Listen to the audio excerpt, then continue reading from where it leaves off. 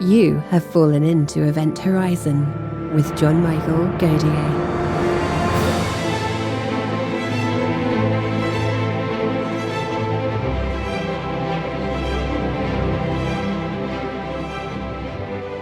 Joining John today is Dr. Steve Brusatte. Steve Brusatte is an evolutionary biologist and paleontologist specializing in the evolution of the dinosaurs. A Chancellor's Fellow in Vertebrate Paleontology at the University of Edinburgh, in addition to his scientific papers, Steve's books include Dinosaurs from 2018 and his newest book, The Rise and Fall of the Dinosaurs, A New History of a Lost World. Steve is also a scientific consultant for BBC Earth and also 20th Century Fox's 2013 film, Walking with Dinosaurs. Steve Brusatte, welcome back to the program. Thank you very much. I'm really excited to talk mammals today after our fun chat a few years back about dinosaurs. Yes, we've moved from reptiles to mammals. Now, one of the things that fascinates me about your new book, The Rise and Reign of the Mammals, A New History from the Shadow of the Dinosaurs to Us, is that the largest animal ever to live on this earth, bigger than dinosaurs, is still with us, the blue whale. And it doesn't walk the earth, it swims the earth, but we still have megafauna on this world. Now, do you ever see a time where megafauna will become unviable? I'm glad you brought this up, that factoid that you led with, because I think it's something that is worth just taking a moment and reflecting on. And I don't think we do that enough. And the mere fact that the biggest thing that has ever lived in 4.5 billion years of Earth history is alive right now. It shares the same planet with us. We can see it. We can experience it. We can encounter it. It's the blue whale. That's incredible. I mean, the Earth is so old. Evolution has produced so many amazing creatures over time. And the blue whale is the biggest. It's bigger than any dinosaur, much bigger than any dinosaur. And I think you can imagine an alternative world where the blue whale was extinct. All we had were some giant petrified bones. And I think in that sort of world, we would hold the blue whale in as much esteem as we hold even the most iconic dinosaurs today. So let's conserve the blue whale. Let's make sure the species is protected because it really is a sublime feat of evolution. But getting to your larger point about the megafauna, big things have been dying really ever since our species, Homo sapiens, has been moving around the planet over the last few, really tens of thousands of years. So woolly mammoths and giant ground sloths and mastodons and saber-toothed tigers and these beavers that were the size of humans and 3-ton wombats in Australia and all of these magnificent megafauna mammals, they all went extinct quite recently, probably in large part because of us, in part because of overhunting maybe, but just because of, probably more than that, larger changes to the environment as we've moved around the world and have cleared land and so on. And maybe, just maybe, 7, 8, 9+ billion humans. It's a lot of humans on a planet for big animals to survive. So undoubtedly, the bigger animals are still feeling a lot of pressure from us, and it makes sense. Bigger animals usually have smaller population sizes. They have bigger ranges. It takes them longer to grow up from a baby into an adult. They need more food. They need more resources. So it's generally often easier to knock off a big species as opposed to, say, a mouse or a rat or a cockroach or that kind of species. So I do hope we do not continue to change the planet so thoroughly that there is no space for elephants and rhinos and moose and really the last surviving remnants of what was, up until 10,000 years ago, a truly stunning array of giant mammals. Now, could you make a comparison between, as far as changing the planet, between us and, say, photosynthesis, the advent of photosynthesis that changed the world so much by emitting oxygen that even the very earliest life on Earth could no longer tolerate living on the surface? Could you draw a parallel between the advent of human civilization and the great oxygenation event? I love it because this is something I teach about. We're just about to kick off our teaching semester here at the University of Edinburgh, and I do a first-year course on the history of life. And we talk early on, really in the first week, we get to this, the Great Oxygenation Event. This is when the Earth's atmosphere became enriched in oxygen, and for us, that's a normal thing. We need oxygen to breathe. If we go without oxygen for even a few minutes, we're toast. So it seems like something that is just a fundamental part of the world, and it is, but it hasn't always been that way. And it was only about 2.5-ish billion years ago that oxygen went into the atmosphere. Before then, the Earth's atmosphere was mostly noxious gases like carbon dioxide and methane and water vapor, and of course things like nitrogen and so on. And then, over time, oxygen was added to the atmosphere, and more oxygen was added, and more, and it built up in the atmosphere, culminating in the sort of atmosphere we have today. Now, that oxygen came from living things. It came from bacteria that invented a new way of making food, of turning sunlight into food, and that's photosynthesis. We're familiar with it because plants do it today, but a lot of bacteria do it too, and bacteria were the first organisms to invent this new kind of diet. And what photosynthesis does is that as these bacteria took in sunlight and made their food, they released oxygen as a byproduct. Oxygen was a waste product of their way of feeding, and that built up in the atmosphere. And at that point in time, that was a huge change. The atmosphere became strikingly different, and oxygen was actually a toxin, a poison to many living things at that time through oxidation, and it would oxidize a lot of the organisms around at that time. So life needed to adapt to that, and life did adapt to that, and new organisms later evolved that could then use oxygen as part of their own metabolism. And after many billions of years of evolution, we and other mammals and other reptiles and so on stem from that ancestor. The point really being here that deep in the past, there were living things that evolved a new way of eating, and that dramatically changed the planet, one little oxygen molecule at a time. What we are doing today as humans is definitely analogous to this, because we are a species, a living species, a species that has evolved. We are very much a part of nature. Of course we are, but we have developed certain capabilities that allow us to affect the planet, the entire planet, other living things in a way that few other organisms have done. And those bacteria 2.5 billion years ago, Homo sapiens today, we are both in many ways wreaking havoc on the planet because of these capabilities we evolved. Those bacteria, their new way of eating, and human beings, of course, through our intelligence and our consciousness and the ways that we change the climate and the environment. What I hope is that we can learn from the fossil record. We can see these instances in the past where one species has dramatically changed the world, and we can maybe get a little bit of humility from that and understand that we have to curtail some of our worst tendencies.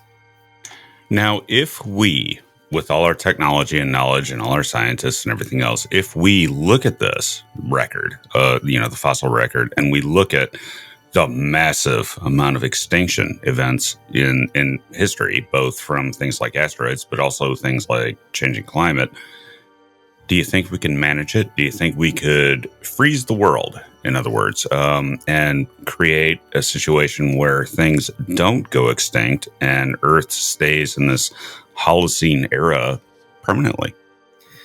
I don't think we could freeze the world in that sense, just because extinction is a fact of life. Throughout the entire history of the Earth, there are always new species evolving and older species going extinct. And there's been a steady tick-tock rate of background extinction. And that's not going to change, really. As long as the Earth continues to change, as long as mountains rise and mountains fall, as long as seas expand and contract, as long as temperature goes up and down, you're going to have species adapting and other species falling behind and losing that race of natural selection. But what I hope we can change is not the background extinction, but mass extinctions.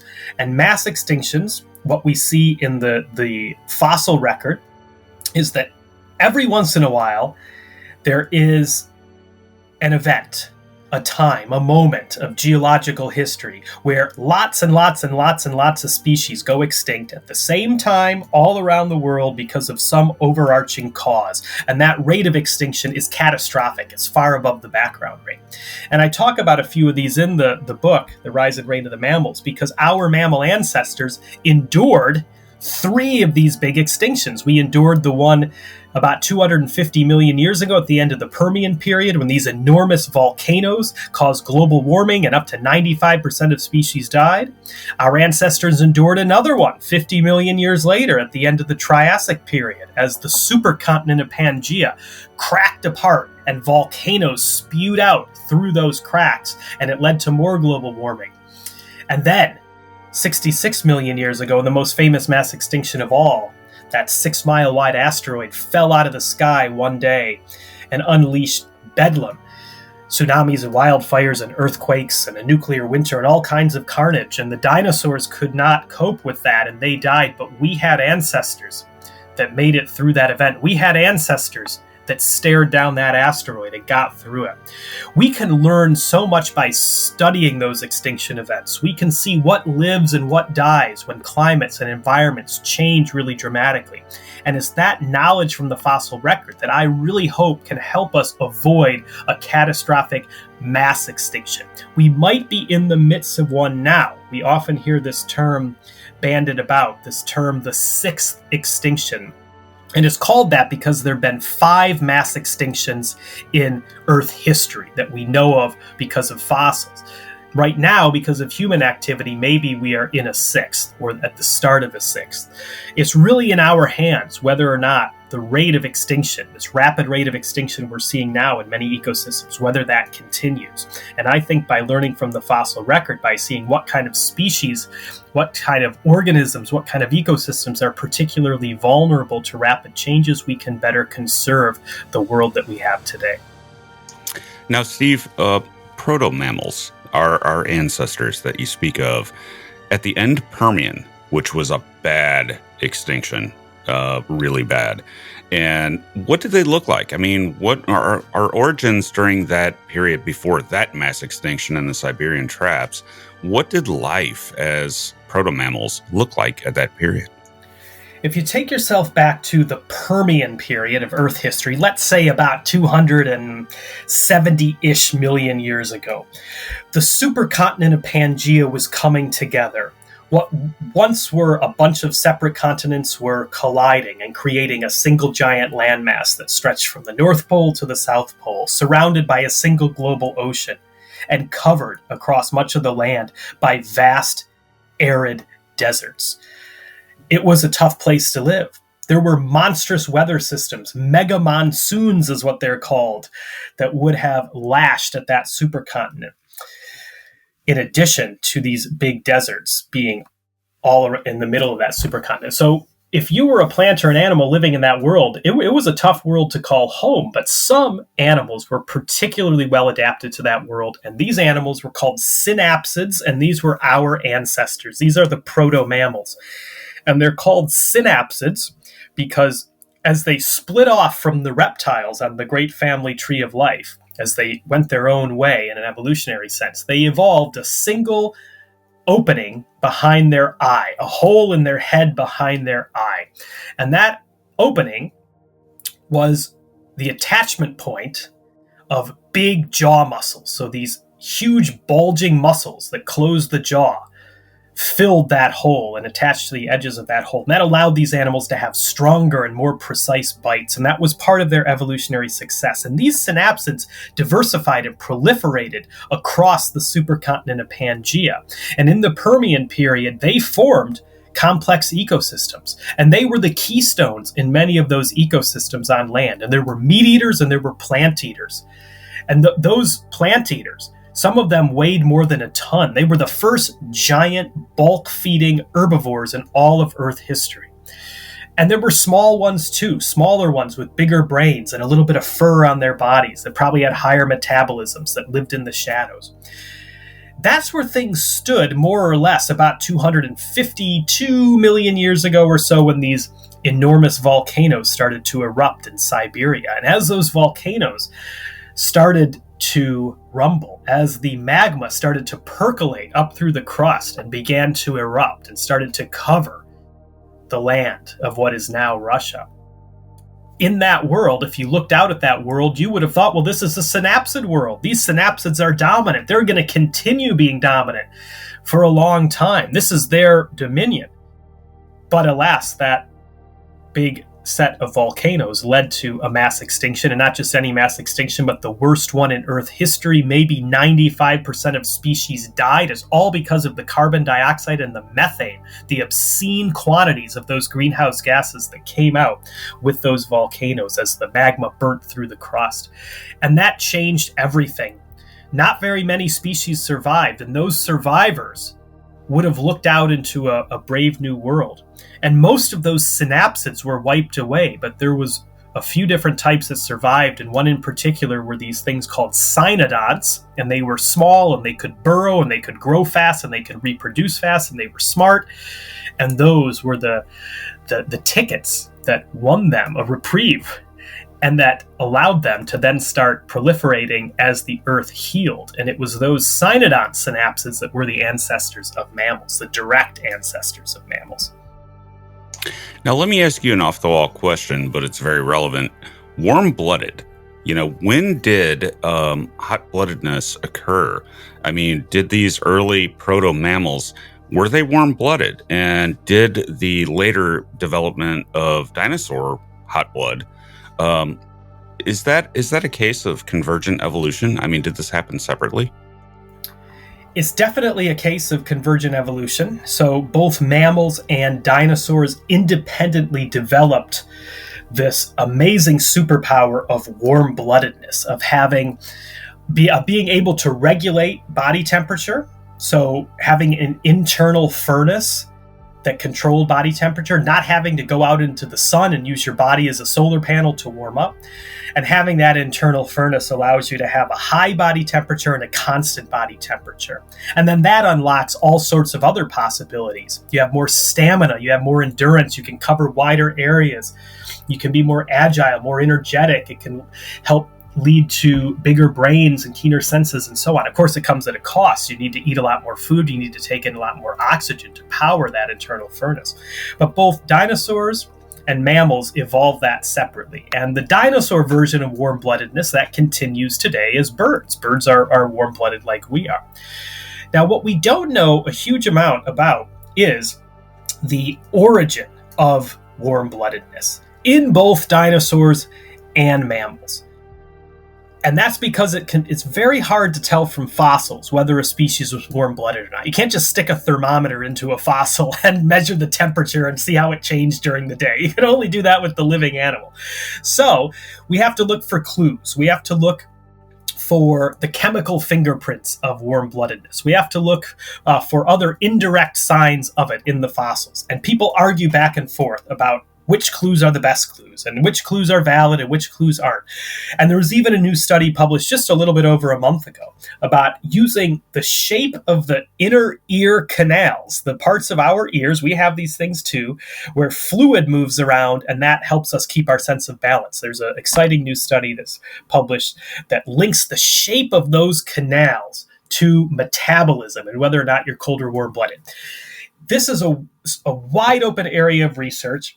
And by and large, there seems to be two schools of thought when it comes to mammals. One view is that warm-bloodedness developed quite early in some of these cynodonts, these things that were surviving the end Permian extinction and that were proliferating afterwards. They were becoming more active, more energetic. They were evolving hair to cover their bodies to help retain body heat, which is an integral part of being warm-blooded. Now, it maybe didn't happen overnight. There was a transition there. Nature is never black and white. It's not that things are either warm or cold-blooded, but this first viewpoint holds that these cynodonts were developing warm-bloodedness. The second viewpoint is that warm-bloodedness came quite late in mammal evolution. And even some of the very first true mammals were not fully warm-blooded. They had sluggish metabolisms compared to us. And it was only a little bit later, as these mammals evolved full coats of hair all over their bodies, that they became truly warm-blooded? I don't know what the answer is. There's new fossils and new evidence is always coming to light here. But no doubt that evolving warm-bloodedness, being able to regulate body temperature, being able to have a high body temperature, being able to have a constant body temperature, whether it was summer or winter, whether it was morning or night, no doubt that these things helped mammals tremendously as they were evolving in the Triassic and Jurassic and Cretaceous, as they were trying to survive in a world that was dominated by dinosaurs. Now, what about stereo vision? Do we see the development of stereo vision as we see with T-Rex, in the dinosaur age, where, we get this much different kind of vision than we really see even with most mammals? We're our stereo vision as humans is sort of unusual. Do you John, see you got that? right. Yeah. Do you see that? Do you see that in any of these proto mammals from the Permian? Yeah, I love that question. I mean, it's something we don't fully grasp as humans because we have pretty good eyesight. We can see depth perception. We can see in color. Some of us can't see as well as others. I just had to go get my contact prescription changed. But still, hey, as humans, we're pretty good. That is unusual for mammals. Most mammals do not have very good vision. Very few mammals can even see in color. And the reason why we can probably see in color and we have good depth perception is because we evolved from primates that were living in the trees, that were leaping between the branches, that were probably trying to grab fruits from the branches, and they needed to have really good coordination and really good balance, and they needed to see the branches they were clinging to, and they needed to see the color of the fruits they were eating. That's probably by and large why we have good vision. But most mammals don't. When a matador waves that red cloth at a bull, the bull just sees it in black and white. That's black and white TV to that bull. And most mammals are like that. The reason is that back in the Triassic and the Jurassic periods, back during the time that true mammals were proliferating. So mammals had survived that big extinction at the end of the Permian, or their ancestors had survived that extinction, the Cynodont ancestors. Then they proliferated in this new world of the Triassic. It was still the supercontinent of Pangaea at that time. And on that supercontinent, not only did true mammals with full coats of hair and the ability to feed their babies milk and big brains and molar teeth and so on, not only did true mammals emerge on that supercontinent, but so did another group of animals. And for the next 230 million years, the fates of those two groups would be forever intertwined, the mammals and the dinosaurs. They have the same origin story. And the dinosaurs were destined for grandeur. They went big. Some dinosaurs became as big as Boeing 737 airplanes, even bigger. Whereas mammals stayed small. They were relegated to the shadows. They couldn't get very big in a dinosaur-dominated world. But they were forced to live anonymously. They were forced to be resilient. They were forced to adapt. They were forced, many of them, to only come out at night, it seems, because the dinosaurs ruled the daytime. So while the dinosaurs were sleeping, the mammals could scurry out of their burrows, clamber down from the trees. But color vision doesn't really mean very much in the dead of night. So mammals, their sense of vision kind of wasted away, and instead it was replaced by heightened senses of smell and of hearing. And that's what most mammals have. Really good noses, really good ears, not such great eyes. Humans, we do have good eyes that we've added on to our good senses of smell and senses of hearing. But by and large, mammals, not very good at seeing. And I know that doesn't fit maybe what we expect as humans. Now, how does that compare to the dinosaurs? Can we tell what a dinosaur could see, say a T-Rex? What was their vision like, or do we have just absolutely no idea? It's hard to say with fossils. We have to rely again on certain clues that give us indications. With T-Rex, there's this famous scene in Jurassic Park where the T-Rex is, on the hunt, and the humans are all in danger, and the little boy is told, stay perfectly still. If you stay still, the T-Rex cannot see you. And in reality, the T-Rex would have gobbled up that little kid in an instant because T-Rex had really good eyesight, and T-Rex also had a really good sense of smell and really good hearing, too. Now, we know it had good eyesight, primarily because we can tell that it had stereoscopic vision. It could see in 3D like we could because it had big eyes. We could tell the size of the eyes from the size of the eye sockets, and they were very big. They were like the size of grapefruits. And those eyes both pointed partially forward, so the field of vision would have overlapped, giving depth perception. That was fairly unusual for a dinosaur. T-Rex wasn't the only dinosaur that had that, but that was a pretty rare thing. Most dinosaurs had eyes that were more to the sides of their heads. They couldn't see in such depth perception, but they could probably see color. We don't know this for sure, but we have a couple of clues. First of all, today's birds evolved from dinosaurs, and birds are great at seeing in color. And secondly, we can tell the color of dinosaur feathers or skin if they're really well preserved. We can actually see the little bubbles that house the melanin that gave those feathers and skin their color. We can see those bubbles under a high-powered microscope, and we know from modern animals that different bubbles of different sizes and shapes hold different colors. And so that allows us to see that a lot of dinosaurs had very flamboyant feather color patterns. There were black, brown, white, ginger, all kinds of different colors. Some of them had iridescent colors like the shiny color that a crow's feathers have. Some had camouflage patterns. Some were counter shaded to hide from predators, so a darker shade on top of the body, a lighter shade below. Some had rings on their tail like a raccoon, probably for displaying to mates. So dinosaurs must have been able to see in color in order for those colorful feathers to have meant something. So that's the sort of evidence that we have from the fossil record. It's limited, but you can make inferences when you have fossils that are good enough. Now, with the dinosaurs, had they not been taken out by the asteroid and evolution were to take its course, do you think that they could have evolved towards intelligence, or is the path to evolving intelligence unique to mammals? In other words, the reptiles, maybe not, but mammals, there seemed to be a specific reason why, and it may go back to that climbing around trees and looking for fruit. It's one of those great what-ifs of evolution, and people have speculated on this. What if dinosaurs had more time to evolve? Could they have evolved into something like a human?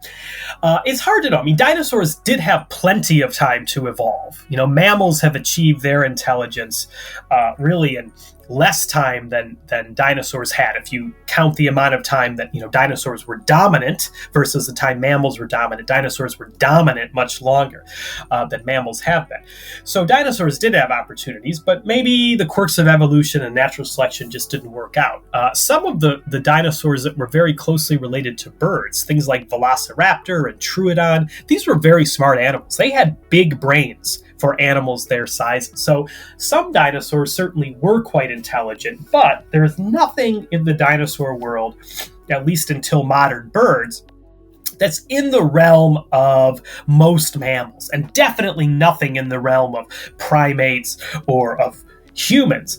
And there's probably different reasons for that, but one thing that does set mammals apart, we have the largest brains relative to our bodies of any type of animals. So this is just a normal mammalian baseline thing. We have big brains. And from that mammal baseline, primates and eventually humans have just increased their brain size. And why is it that mammals have such large brains? It probably harkens back to their time living in the shadows of the dinosaurs, having to adapt, having to be resilient, having to use their wits in order to survive rather than just sheer brawn and sheer strength. And we do see in the very oldest true fossil mammals, you can CAT scan their skulls, you can use the x-rays to see inside the skulls, use software to build digital models of the brain. We can see that those brains of the very first mammals, they are big. They are much bigger in both absolute and relative size, relative to the body, that is, than the brains of any of the other animals they were living with in the shadows, any of the frogs or the salamanders or the lizards or anything like that. So mammals from the start have had big brains, and humans, of course, have just added on to that. And there's probably lots of reasons why human brains have gotten bigger and bigger and bigger, having to do with our lifestyle, the food we eat, being able to walk on our hind legs only and free our hands to make tools and to speak and so on. That's getting a bit out of my expertise and a bit into the realm of anthropology, where I don't know as much. But the important point from the fossil record, and I talk about this in the new book, The Rise and Reign of the Mammals, is that braininess has been part of mammal history from the start. Now, one other thing that's been part of our history since the start is that smallness favors us during mass extinction events. So what did mammals look like during the great extinction event that was the asteroid? And how did they survive? 66 million years ago, we can again envision ourselves now in another lost world of prehistory. And this was the final day of the Cretaceous period. This was a time when dinosaurs were truly ascendant in every way. They lived all around the world. There were big ones and small ones, and meat eaters and plant eaters. And the dinosaurs that woke up that morning, they would have firmly been in control. They probably would have barely even noticed the mammals that were there, because all of the mammals that were there were small. They were humble. They were living in the shadows. They were living in burrows. They were living high up in the trees. They were only coming out at night. None of them was bigger than a house cat. Now, T-Rex was there. Triceratops was there on that final day of the Cretaceous. They were there when this 6-mile wide or 10-kilometer wide asteroid fell out of the sky, a space rock, a piece of space junk, really. I mean, there's so many things whizzing around the cosmos, and this was just one of them. And it could have gone anywhere. It could have gone anywhere in the vastness of space. But with the errant trajectory of a stray gunshot, this thing just made a beeline for Earth. And it could have rustled the outer layers of the atmosphere and just sailed right on by, but instead it smashed into the Earth, and within moments, everything changed, because it hit with such a punch. This thing was traveling much faster than a speeding bullet, and it hit the Earth with the force of over 1 billion nuclear weapons put together, if you can imagine such ferocious energy. And that triggered earthquakes and wildfires and tsunamis instantaneously. And then all the dirt and dust and the grime from the impact, from the collision of that big rock, plus all the soot from the wildfires, all that stuff went into the atmosphere, spread around the world, and it cloaked the Earth in darkness. And for a few years, maybe even up to a decade, the Earth was cold and dark and silent. It was a global nuclear winter, and plants could not photosynthesize. There was no sunlight, or very little sunlight. And so they died, and the forests collapsed. And plant eaters didn't have any food to eat, so they died. And the meat eaters then died as the ecosystems just imploded like houses of cards. The only reason life was able to recover, at least on land, was because some things were able to hunker down and survive, including our mammal ancestors. And trees were able to survive because they had seeds, and those seeds could live in the soil, and they were able to sprout a decade later or so when the sun came back. When the sunlight shone through the clouds for the first time, it would have illuminated a world that was wrecked, a world where there were no longer giant dinosaurs in control, but there were little mammals that had endured, that had stared down that asteroid, that were able to survive. And why were they able to survive? Because these mammals were small, because they could burrow, they could hide easily, they could grow really fast, and they could eat a wide variety of foods. Whereas dinosaurs, on the other hand, most dinosaurs were bigger. It took them years to grow from a baby into an adult. They couldn't hide very easily. They had very specialist diets. And so our mammal ancestors had what it took to get through that worst moment, that worst day of Earth history. But something I talk about in the book, which is becoming clear, more clear the more fossils we find, is that mammals almost went the way of the dinosaurs. By some estimates, based on the fossils that we have, if you count up the fossils before and after the asteroid, maybe 9 out of every 10 mammals died. And so you can imagine a game of asteroid roulette You have your gun, you have 10 chambers, 9 of them have a bullet. And those are the odds that our ancestors faced, but they made it through. And again, why did they do it? They were small, they could hide, they could eat lots of different foods, they could grow fast. So our ancestors, the ones that we owe our existence to, were small little things. They probably looked like mice or like shrews. Maybe they were up to the size of a rat. They would have hidden underground in burrows. They would have eaten whatever was on offer. And that's why we are here today. Now, one really odd thing in paleontology is the Tenet Site in the Badlands in North Dakota. Now, do you find the case that this is a snapshot of just after the asteroid impact at the end Cretaceous? Do you find that compelling as a paleontologist? And if so, could it give us clues on the very, very earliest days of the dominion of mammals? The Tenet Site is an outstanding and astounding site in North Dakota. It's a fossil site that's in a unit of rock called the Hell Creek Formation. And that's a package of rock. It's sandstones and mudstones that were laid down mostly by rivers, but also in swamps and in ponds at the very end of the Cretaceous period. And this is the rock formation where you find T-Rexes and Triceratopses and a lot of the famous dinosaurs. At this Tenet Site, there are a lot of fossils of dinosaurs, but also of other animals. There's pterodactyls and there's fishes. There's lots of different things. And the scientists studying this site have made the very bold claim that this site records the last day of the Cretaceous and the very beginning of the next interval of time, which is called the Paleocene. So they feel that this site basically records the asteroid impact. The rocks there were formed by the surge of water that came up after the asteroid hit, and the fossils at that site were animals that were killed either by the asteroid or soon after the asteroid. Now, I think it's a really provocative idea. It's something unlike anything that's been seen before. You know, nobody's really made a credible claim until now that there might be a single fossil site that records that moment in history. This site has gotten a lot of attention, especially in the press. It was the subject of a really glowing article in the New Yorker a few years ago. That's how it was announced, by the way. That's not the normal thing, I must say. Most of the time when us scientists, when we have a new discovery to announce, we publish a scientific paper and we go through the peer review process, and maybe our university puts out a press release and maybe some journalists pick it up. We don't normally recruit a writer from the New Yorker to come and basically write a novella about our fossil. That's what happened in this site. So that generated a lot of enthusiasm. And then more recently, the site's been the subject of a TV documentary that's been shown around the world. Here in Britain, David Attenborough narrated it. He went out to this site and filmed there and interviewed the scientists. Now, it is provocative. It is also, I think, credible.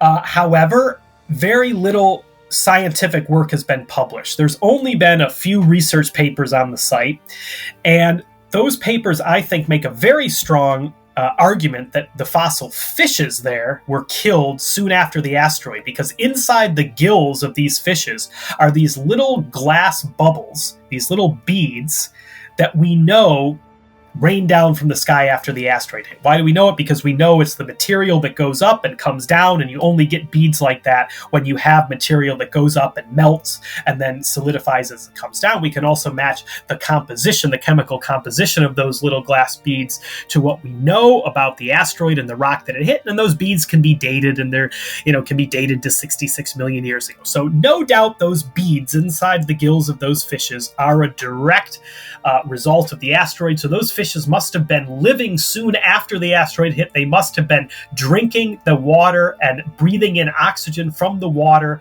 that was full of those spherules. Those spherules would have rained down within the kind of hours and days at most of the asteroid hitting. So when it comes to the fishes, I think the evidence is strong. That evidence has been presented in the peer-reviewed scientific literature. When it comes to the dinosaurs there at that site, directly tying those dinosaurs to the last day of the Cretaceous, I don't think that's been proven proven yet.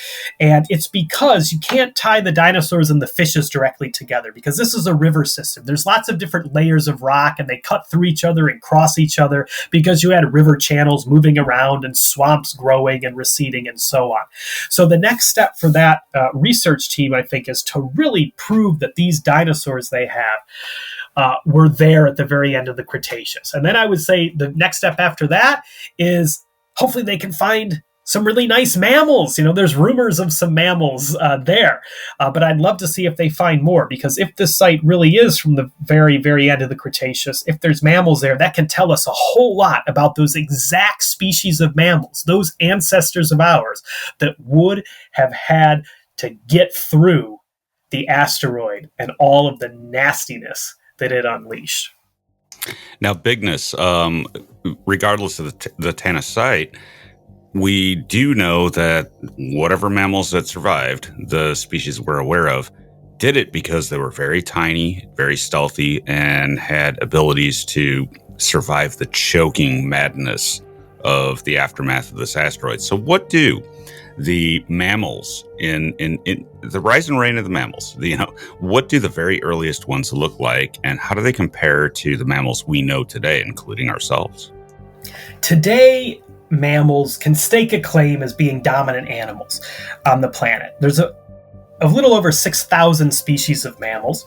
And it's true, there are more species of birds, by the way. There's more than double the number of birds today. And birds evolved from dinosaurs. And in that sense, based on pure number of species alone, dinosaurs might still say, hey, we're the dominant ones. But birds today, and lizards today, and crocodiles today, and amphibians today, none of them show the incredible range of diets, of body sizes, of habitats and habits and ways of moving that mammals do. Just think that mammals encompass everything from little bats the size of bumblebees all the way up to blue whales and everything in between, whether it's dogs and cats and elephants or monkeys and rabbits and rodents or kangaroos and koalas that raise their little babies in pouches, or monotremes like the platypus that still lay eggs. So today's mammals are hugely diverse. We are part of a rich family. Now, that was not really the case back at the end of the Cretaceous. When the asteroid hit, there were mammals. There were plenty of mammals, but they were B characters, C characters. They were extras, really, in a dinosaur drama. And as far as we know, for the 150 million years that mammals lived alongside dinosaurs, no mammal ever got larger than a house cat. That all changed quickly after the asteroid, because with T-Rex and Triceratops now no longer there, and all these other dinosaurs no longer there, there were job openings in the ecosystems, in the food webs, and mammals, they rushed in to fill those gaps. And within a few 100,000 years of the asteroid impact, we have fossils of mammals that are the size of pigs. Within 1 or 2 million years, we have fossils of mammals the size of cows. And from there, mammals just kept getting bigger, of course, culminating today in the biggest animals ever, blue whales. So today's mammals are the product of many tens of millions of years of evolution, of diversification, of adaptation from those very meek, very humble, almost anonymous ancestors that survived at the end of the Cretaceous. Now tell us about mammal dentition, the teeth. Now, I can look at a fossil of an oreodont or something like that and see very, very interesting teeth that are very, very different from that of a dinosaur. What exactly advantages do we gain from our teeth as opposed to those of the dinosaurs? Mammals, including us, have very peculiar teeth. We might not appreciate it, but go to a museum, look inside the jaw of a crocodile if there's a crocodile on display, or go to Google image search and look inside the jaw, look up a photo of a frog or of a lizard. Those teeth of those animals are all pretty similar. They all look pretty much the same. They're pretty boring teeth. And those animals can't really do a whole lot with their teeth. They mostly can chomp up and down and not much more. Now, today's birds don't even have teeth at all. They've lost their teeth. Their dinosaur ancestors had a variety of teeth, but by and large, those teeth were pretty simple. And the meat-eating dinosaurs had teeth that looked like steak knives, and the plant-eating dinosaurs had teeth that either looked like pegs for grinding food or were diamond-shaped to combine to form blades for slicing food. There was a diversity of teeth, but nothing at all like the teeth of mammals. Just go to the mirror, look inside your own mouth, and you see we have incisors at the front of our jaws. We have canines behind those incisors. We have premolars and then molars making up the rest of our tooth row. And those different types of teeth, they look different and they do different things. The incisors are for grabbing and gripping food. The canines are for cutting through food. And we know things like saber-toothed tigers had, giant canines for slicing through food. The premolars and the molars are more for grinding and chewing food. And in fact, mammals can chew their food. We process our food in our mouths. We chew and chew and chew, and that's really unusual. A T-Rex couldn't do that. A T-Rex would just crunch and gulp and swallow, basically. Would grip it and rip it, whatever you want to say. Mammals, we have very sophisticated teeth that do different things, teeth that can chew. Our teeth of our upper and lower jaws come together really snugly if we bite down. And it's because they have to come together snugly in order to chew, so the top teeth match to the bottom teeth, so you can actually get food pulverized and macerated. It's because of that we can only have a set of baby teeth and a set of adult teeth. Most animals replace their teeth throughout their lives. Frogs and lizards and T-Rexes, they constantly grew new teeth, but that doesn't work if you want to chew your food because your upper and lower teeth always have to match up. So my point here really is teeth seem kind of dull, kind of boring. Who cares about teeth? But for mammals, teeth are a superpower. They are one of our most important traits because our teeth allow us to eat lots of different foods and chew our foods. And so much of mammal evolution has been about the evolution of teeth. It's the teeth changing and adapting and diversifying so mammals could eat different types of food, so they could chew even better, so their bites could be even stronger. So, although we might, swear to the gods when we chip a tooth, one of our adult teeth, oh my God, why is this? We only have 2 sets of teeth in our lives. That really is something that is sublime, and is that set of teeth that's allowed mammals to do so much. And there's one final thing about the teeth, intimately tied to the fact that we can chew our food and that we have these 2 sets of teeth. Part and parcel of that is drinking milk. This stuff all evolved together. So being able to feed our babies milk, this sustainable, nourishing food source. Mothers don't have to go out and find worms for the babies like mother birds often do or father birds do. The baby mammals don't have to go out and find their own food. They can stay in the comfort, in the protection of their mother and be fed. That is an incredible survival trick, and that is all tied up as well with the teeth. Because you drink milk first, then your chewing and your more sophisticated food processing comes later when your single set of final adult teeth come in. Now, I realize I've been going on way too long about teeth. I had to hold back when I wrote The Rise and Reign of the Mammals, when I was writing the book. My editor and I, we went through it. Too much teeth. So I had to cut a lot about teeth. I promise you, it won't be total tooth overload in the book. But if you really wanted to pin me down and have me talk for hours about something, just tell me to start waxing poetic on mammal teeth, and I would oblige. But I'll end it there.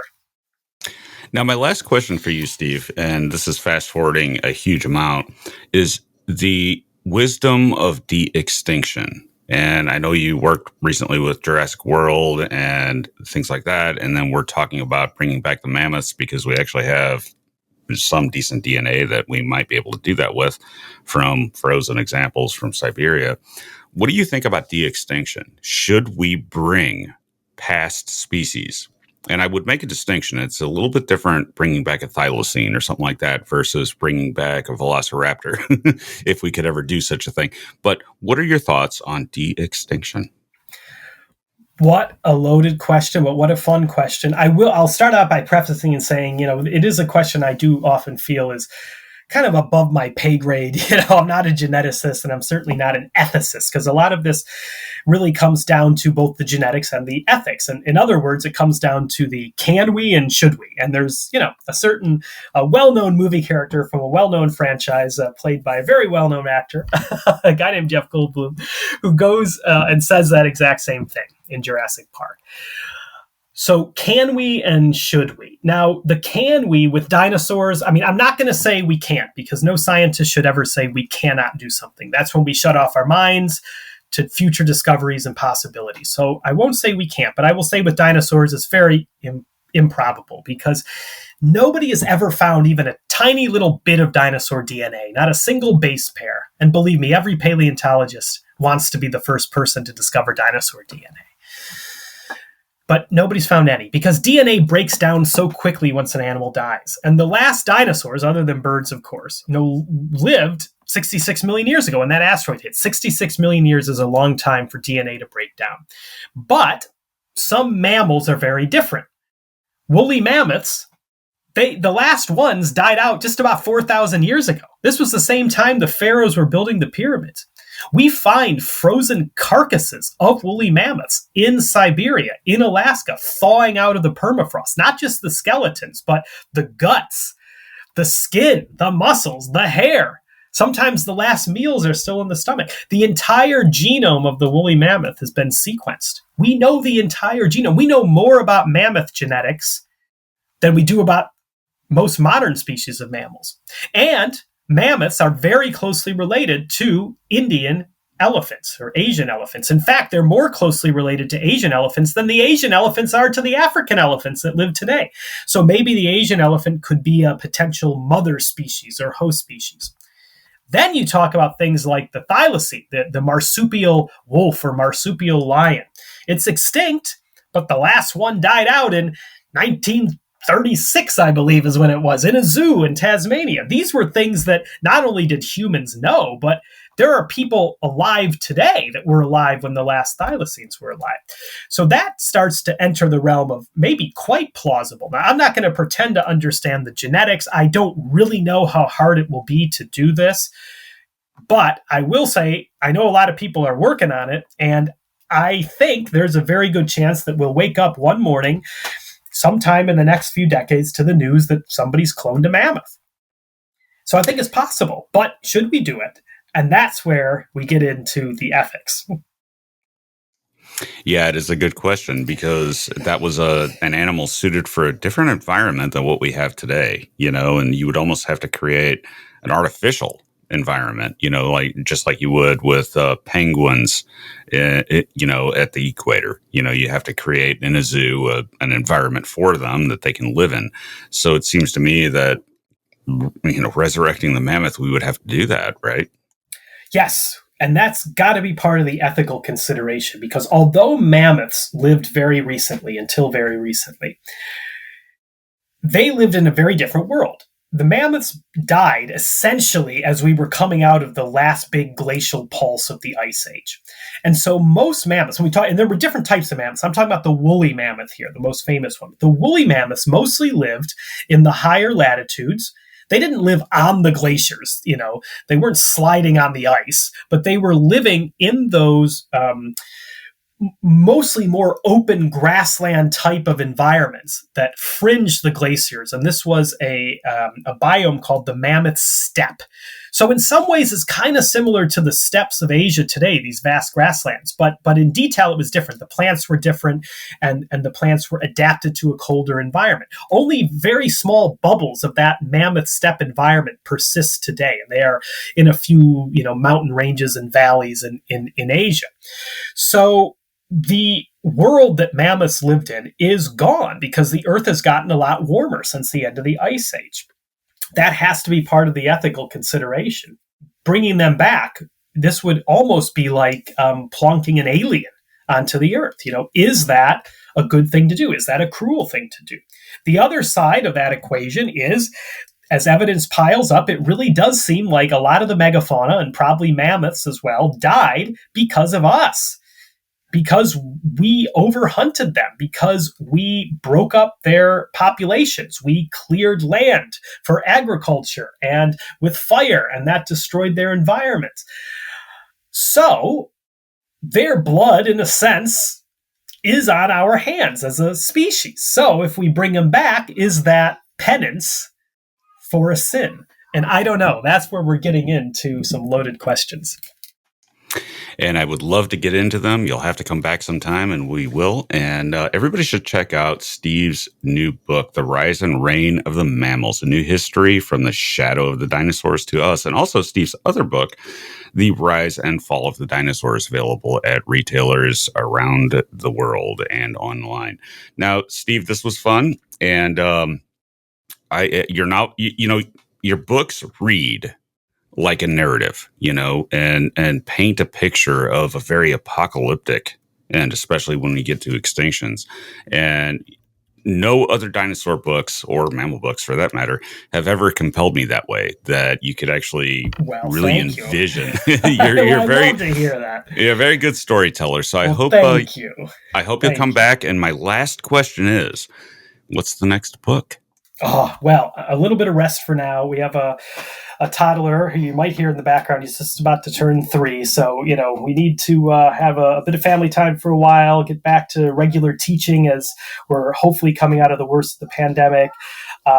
So lots of other kind of real life stuff to get back to before diving into another book. But of course, I love to write. I love to write these books. I just love trying to connect with people outside of the university, outside of this academic world that I spend far too much time in. So hopefully I'll have a chance to write something else, and we will see. And I am open to any suggestions. So anybody listening, my email is easy to find. Let me know what you think of my books. Let me know if there's anything you'd like to see me write about in the future. Amphibians, Steve. Amphibians. I'll put it down on the list. All right, Steve. That's it. And the one other oddity that I wanted to point out to you off air is that I have been to Ottawa, Illinois. Have you? What have you done in Ottawa? Event Horizon and my channel are now available as a podcast on Apple Podcasts, Spotify, and YouTube memberships. Early ad-free episodes, bonus episodes, and sleep-focused content. Sign up now by clicking the links below to your platform of choice.